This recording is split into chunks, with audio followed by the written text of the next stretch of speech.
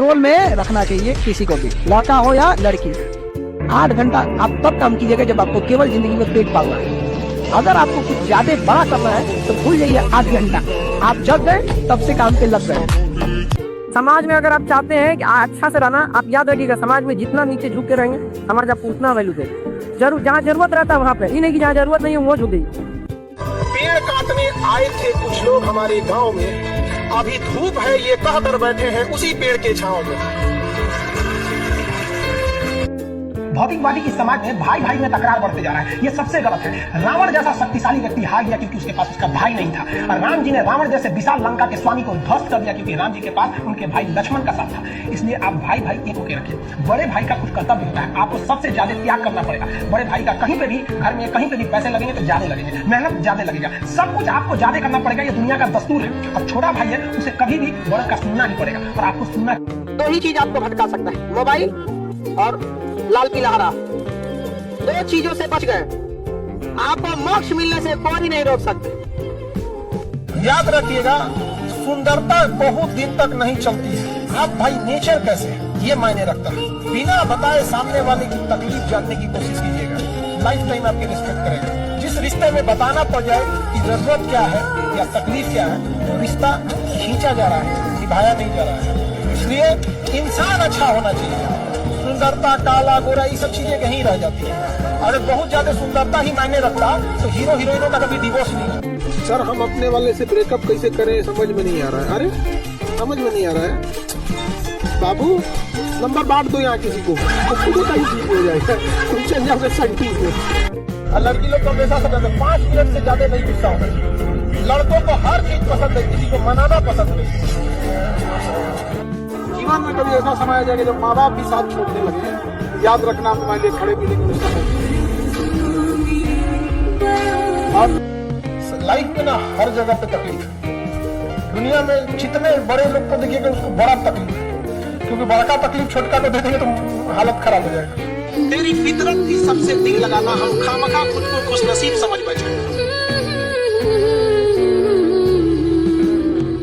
आप अगर ग्रेजुएशन करके या इंटर पढ़ के घर बैठ गए रहते ना, तो अभी जिस लेवल पे हैं इससे भी नीचे रहते कि नहीं रहते। इसलिए तैयारी छोड़ना ही नहीं है। और हम लोग से कोई कुछ हमसे एक आदमी पूछे कि सर आप अपना अभी के हिसाब से आप अपने आप को क्या समझते हैं? I am a student of society, मैं इस समाज का एक विद्यार्थी।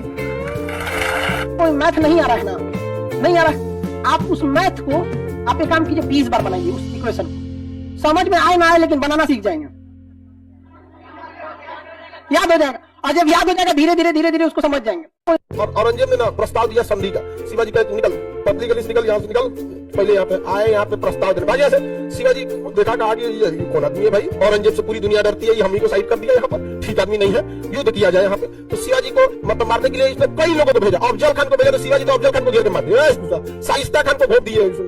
जितना लोग आए शिवाजी को मारने के लिए, शिवाजी बहुत खतरनाक थे वहां पे। शिवाजी का एक चीज समझदारी था कि अगर तुम छल कपट करोगे तो हम छल कपट हम भी कर देंगे। इंसानियत से आओगे, इंसानियत से। घोड़ा से लड़ोगे, घोड़ा से मारेंगे। हाथी से आओगे, हाथी से कचा। ये नहीं कि भाई ये उसूल सिद्धांत, अरे सामने वाला उसूल को मान नहीं रहा है, आपका ही उसूल को मानिएगा। नहीं समझ आया? शिवाजी भी उसी टाइप के। रात को नींद नहीं आया तो हम 1 बजे चल के गर्दनी का रतिया गए थे हम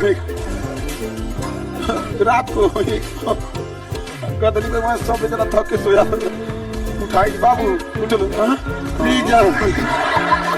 हमरा में पैदाइशी एगो खराची आवाज में बस राष्ट्र और किसी की आवाज नहीं सुन सकते। अब तुम ससुरे 107 करोड़ से चांद ऊंची आवाज हम किसी का नहीं बर्दाश्त कर सकते। समय ऐसा चीज है, इतना भी तकलीफ आपको सिखा देता है।